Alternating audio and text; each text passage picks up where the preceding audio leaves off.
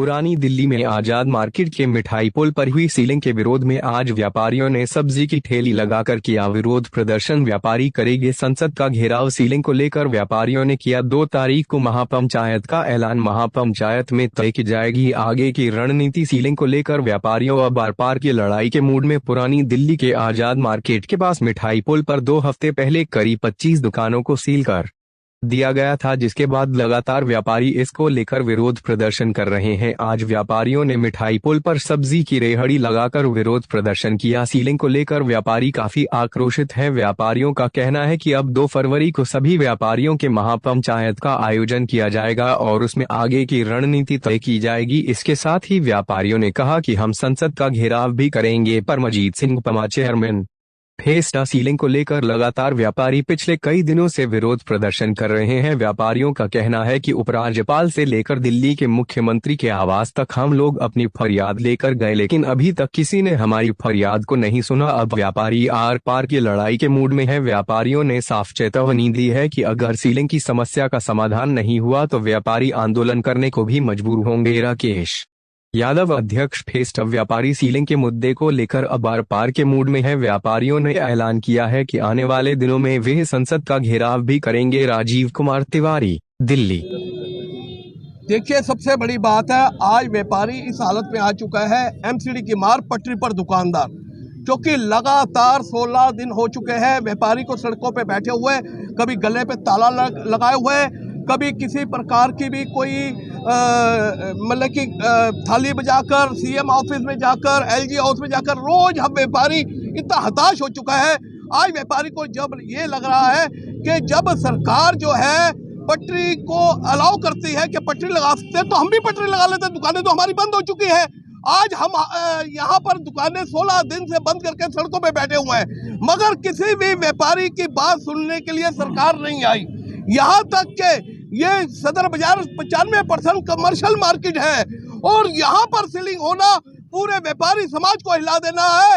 इसके लिए व्यापारी लगातार विरोध कर रहे हैं और सरकार को जता रहे हैं कि आने वाले समय में ये जो प्रदर्शन का रूप है ये और भी तेज हो सकता है, जहाँ पर दिल्ली के देश के व्यापारियों को एकत्रित करके यहाँ पर पंचायत बुलाई जाएगी व्यापारियों की, क्योंकि जब भी सरकार को कोई डंडा मिलता है वो व्यापारियों के ऊपर ही मिलता है। व्यापारी को मरने के लिए छोड़ देते हैं, जबकि व्यापारी पूरा टैक्स देता है, उसके पास ट्रेड लाइसेंस है, सब कुछ है, मगर फिर भी किसी प्रकार की भी कार्रवाई होती है तो वह व्यापारी के ऊपर होती है। जब उसका नई दुकान कमर्शियल में तो ट्रेड लाइसेंस क्यों दिया गया, कमर्शियल मीटर क्यों दिया गया, क्यों टैक्स जीएसटी नंबर दिया गया? इससे मैं जवाब पूछता हूँ। पूरे के पैसा लेने के लिए आप लोग हो, मगर जब बात आए व्यापारी को सेल करने की तो सबसे पहले व्यापारी की दुकान होगी सील। कोरोना काल में हमने टैक्स दिया, कोरोना काल में अपनी लेबर को पाला, सरकार को चलाया, मगर यह सरकार ने व्यापारी का दर्द नहीं देखा। यह सरकार ने अनदेखा करके व्यापारी को खत्म करने की साजिश रची है। जो एमसीडी में करप्ट अफसर बैठे हैं उनके खिलाफ कोई भी जांच नहीं की जा रही, जबकि व्यापारी के ऊपर पूरी अपनी जो है लगाम लगा दी जाती है। इसलिए हमारा फेडरेशन ऑफ सदर बाजार का आज ये जो आंदोलन है ये सब्जियां पटरी लगाकर है कि सरकार को बताने के लिए कि किस प्रकार हम व्यापार करें, क्या इस प्रकार हम व्यापार करें। आज हमारी हालत ये हो चुकी है कि हम अपने बच्चे ये दालें सब्जियां बेच के पाले, क्या हम अपनी लेबर को क्या खिला पाए? हम अब सहन नहीं हो रहा, क्योंकि 16 दिन लगातार हमारे परिवार वाले भी पूछ रहे हैं कब दुकानें खुलेंगी, कब दुकानें खुलेंगी। हमारे घरों के जो लोग हैं बीमार पड़ने शुरू हो गए, डिप्रेशन में जाने शुरू हो गए, बच्चों की पढ़ाई खराब हो रही है, मगर सरकार की आंख नहीं खुल रही। वो सरकार को दर्द नहीं आ रहा नजर। हमारे मुख्यमंत्री साहब से पूछना चाहूंगा, जब दिल्ली में जरा सी बात होती है ट्यूट कर देते हैं, जरा सी बात होती है वहां पहुंच जाते हैं, लाखों रुपए का करोड़ों रुपए का चेक दे देते हैं। यहाँ व्यापारी मर रहा है तो वो क्यों चुप बैठे हैं? विधानसभा में क्यों नहीं उन्होंने ये क्वेश्चन उठाया एमसीडी के? और वो कहते हैं कि मैं एमसीडी में राज करूंगा। क्या राज करेंगे आप व्यापारियों के दिलों में नहीं राज कर पा रहे तो देश में दिल्ली में क्या राज करेंगे? किसी भूखे आदमी से पूछा जाए कि तू कब तक चिल्लाएगा, तो जब तक चिल्लाएगा जब तक उसकी भूख शांत नहीं होगी। और व्यापारी अपने घरों में जब तक नहीं जाएगा जब तक उसे स्वाभिमान से उसको व्यापार करने की परमिशन नहीं दी जाएगी। माननीय मुख्यमंत्री केजरीवाल जी ने विधानसभा में प्रथम घोषणा में कहा था कि मैं व्यापारियों के स्वाभिमान की रक्षा करूंगा। आखिर हमारे मुख्यमंत्री कहाँ सोए पड़े हैं?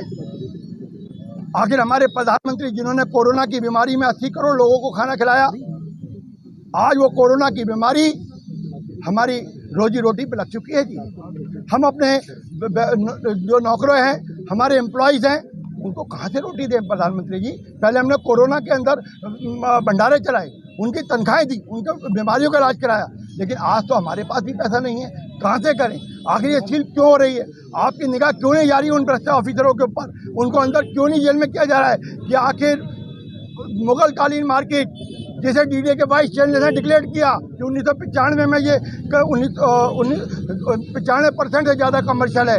यहाँ के डीसी डॉक्टर विजय सिंह ने अपनी रिपोर्ट में भेजा, माननीय मंत्री जो हमारे यूडी मिनिस्टर थे जयपाल रेड्डी साहब, उन्होंने सर्वोच्च डेमोक्रेटिक कंट्री की पार्लियामेंट में बोला कि जो मार्केट में मोर देन 70% कमर्शियल हैं उनको सील नहीं किया जाएगा, उन्हें कमर्शियल सील किया जाएगा। लेकिन मॉनिटरिंग कमेटी ने सबको दरकिनार करते हुए, इस हिंदुस्तान की पार्लियामेंट को दरकिनार करते हुए, अरुण मिस्टर को दरकिनार करते हुए ये हमारे मॉनिटरिंग कमेटी ने इसको सील करने के ऑर्डर दिए कि ये लोग रेजिडेंशियल इलाके में डीडीए ने मॉडिफाइड क्यों नहीं किया, वर्तमान मेयर साहब ने क्यों नहीं किया? आखिर बीजेपी की सरकार भी 15 साल रही, दिल्ली में हमारे केजरीवाल सरकार की सरकार है, अब एमसीडी आ गई। हम लोग ज्ञानेश भारती जी से मिले जो कमिश्नर है, उन्होंने कहा आपकी बात बिल्कुल ठीक है, पार्लियामेंट से ऊपर मॉनिटरिंग कमेटी नहीं हो सकती, लेकिन ये पक्ष क्यों नहीं रखा जा रहा कोर्ट के अंदर, क्यों नहीं रखा जा रहा कमेटी के अंदर, क्यों नहीं रखा जा रहा उसके अंदर, और इन व्यापारियों को क्यों सब्जी बेचने के लिए मजबूर किया जा रहा है?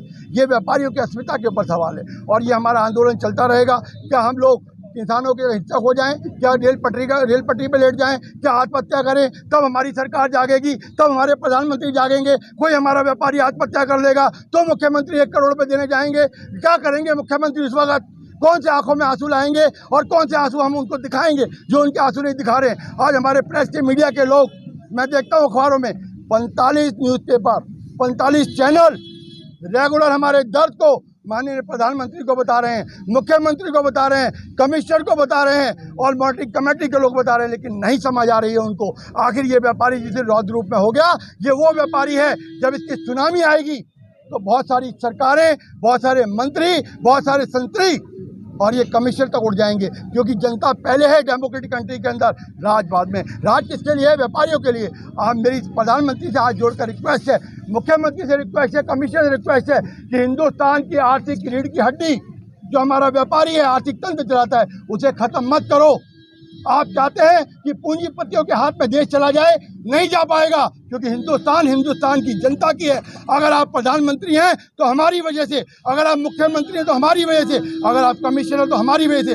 आपको हमारा दर्द हर हालत में सुनना ही पड़ेगा, सुनना ही पड़ेगा, सुनना ही पड़ेगा, चाहे वो कोई भी पोजीशन है, चाहे हम आत्महत्या करें, रेल रोके, सड़क रोके। अभी हम law abiding citizen of India है, हम कानून के दायरे में काम करते हैं। गैर कानूनी काम ना आज तक हमने किया, ना करते हैं, चाहे सरकार बीजेपी की हो, चाहे कांग्रेस की हो, चाहे आपकी हो। हम सब सरकारों को टैक्स देते हैं, क्योंकि हमारा कर्तव्य केवल और केवल व्यापार करना और व्यापार करके सरकार को टैक्स देना, ताकि एक हिंदुस्तान हरा भरा हिंदुस्तान, डेवलप हिंदुस्तान बने। हम अपनी ड्यूटी पूरी करें, सरकारें अपनी जिम्मेदारी निभाएं।